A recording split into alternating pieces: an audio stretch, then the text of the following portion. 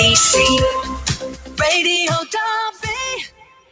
So yesterday then we were chatting, weren't we, about this boat that went up and down the River Derwent during the Second World War, putting out fires. Mike Wingfield from the Derby and San Diego Canal Trust and Alison James from locally based heritage organisation MSDS were telling us about this mission that they were planning to try and find its remains. I know what you were thinking, because they had a thought that they knew where it was. They thought that this is it. We know exactly where it is and we're going to go down and find it. But did they? Morning again, Mike and Alison. Good morning. Good morning. Now, I don't know if you're sounding a little bit tired. I'm hoping this is because you've been hauling things up or whatever. But before we get on to that, Mike, remind us, what were you looking for yesterday? So yesterday we went out looking for a World War II fireboat. And the idea of a fireboat is it goes up and down the river and it uses the river water to put out fires on the bank. And during the last 24 hours, I'd experienced a bit of fireboat skepticism that it actually existed. But I can definitely assure you that it did exist, because we've been down to the local studies library and we've seen lots of evidence suggesting local newspaper cuttings that it was there. And there's even a picture of it in one case. So we know it went on the River Derwent, and there was actually a second one that was commissioned in 1941 as well.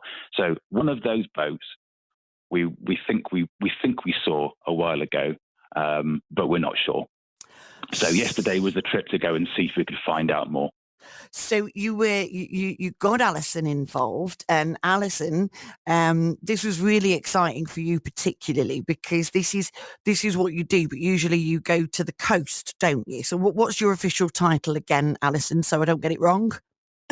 I'm a maritime archaeologist. That's it, maritime archaeologist. I love this. I always have the SpongeBob SquarePants theme going through my head whenever we mention this. You know, who lives in a pineapple under the sea? Well, Alison's going to go and find out.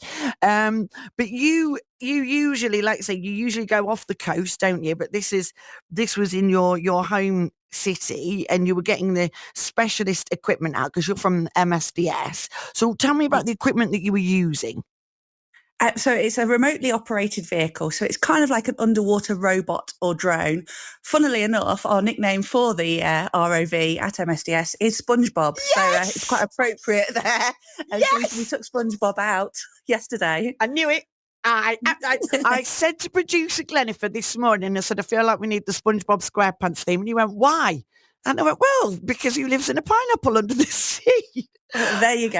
Right, you made me happy. And now back to the matter in hand, and I'm going to get that out for later.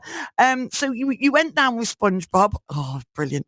And you went to go and find what you thought was this World War II boat.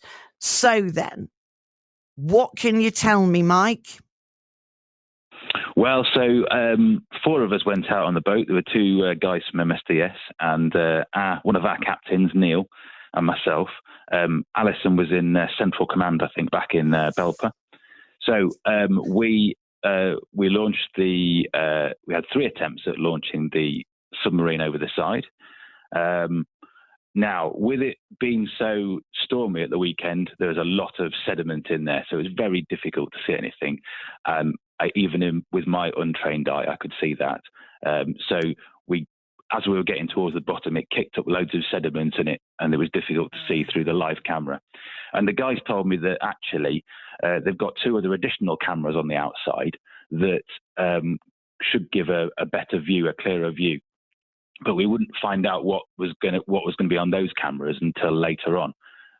Now, even with the live view, we definitely saw some metalwork, and I could almost convince myself one of them was boat shaped. So we'll see. We'll see. So I'm probably I'm on tenterhooks now myself, trying to just waiting to hear what came out of the other cameras. So, Alison, it's like you hold the goods then right now. I do hold the goods, and it's good news, I think. Oh! I think we can definitely say there's a wreck there, definitely a wreck.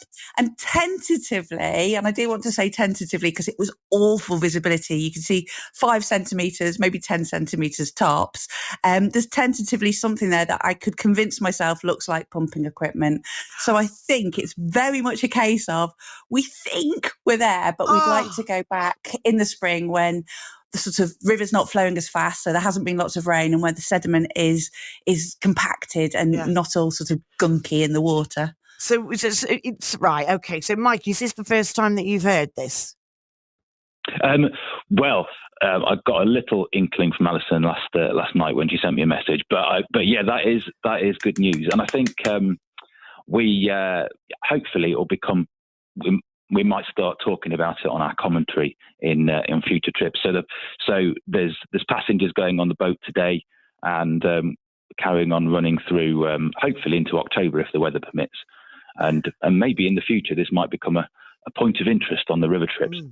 So right, going back to Alison then, right? How far down is this boat? Because I'm thinking about SpongeBob, and would it help if you got sort of headlights on him, or sort of windscreen wipers at the same time? Because I can imagine, like you say, it's not that.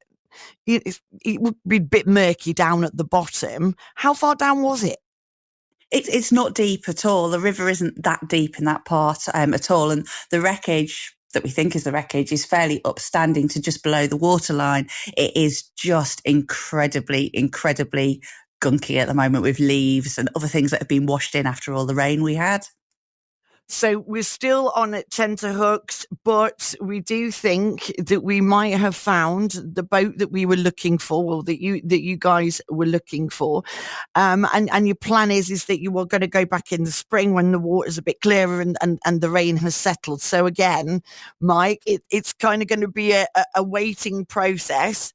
But do you reckon we can firmly say that it is there? Oh, well, there's definitely something there, and it's certainly something to go back to. So maybe we can pick this story up in the spring.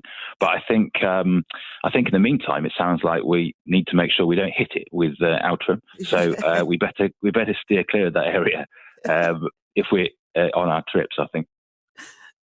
What's your boat like then? So tell me about your boat, because I've never been on it, I'm afraid, Mike. I feel like I'm missing out here. Yeah, so Outram is an electric narrowboat. It's bigger than a normal narrowboat, just for passenger comfort, and it's been running passenger trips since 2022. It was a very good year last year with over 2,000 passengers. This year's been slightly less just because it's been very wet and a bit miserable.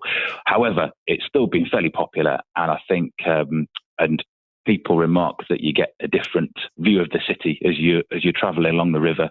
It's very tranquil. We see things like kingfishers and egrets and all sorts of things on there. So it's actually that stretch of river is the UK's most biodiverse urban river. Wow. So it's really a special place, the River Derwent, and we need to make more of it, I think. That's incredible. So Derby is the most what was that again? The most biodiverse urban river, according to the Environment Agency. Well, that's an amazing achievement, isn't it? Do you know, that's again we didn't achieve it; it just happened to be there, so we're going up and down it. Amazing, absolutely incredible. Well, listen, it's wonderful to speak to you again. Thank you so much. We've all been quite excited about what you're going to find. The thing is Alison, I feel like I want to come out with you more. Right? What? I'm probably not supposed to ask this, but what is the most exciting thing you've ever found on your trips? Oh, I don't know. so many good things. I was out last week down on a site in Salcombe with a whole load of volunteer divers, and that site's really interesting. It's got Bronze Age finds all the way through to 17th century finds and all sorts of archaeology. So lots of different things. Amazing. I like a leather shoes from a shipwreck. Oh, I love this. We're going to rename you Ariel from now on, Alison. Right, we've got SpongeBob and Ariel, and she's got, look at this stuff, isn't it neat? Thank you so much to the pair of you for coming on it today. That is Mike Wingfield there from Derby and San Diego Canal Trust, and Alison James from locally based heritage organisation MSDS. Your say with Ian Sky.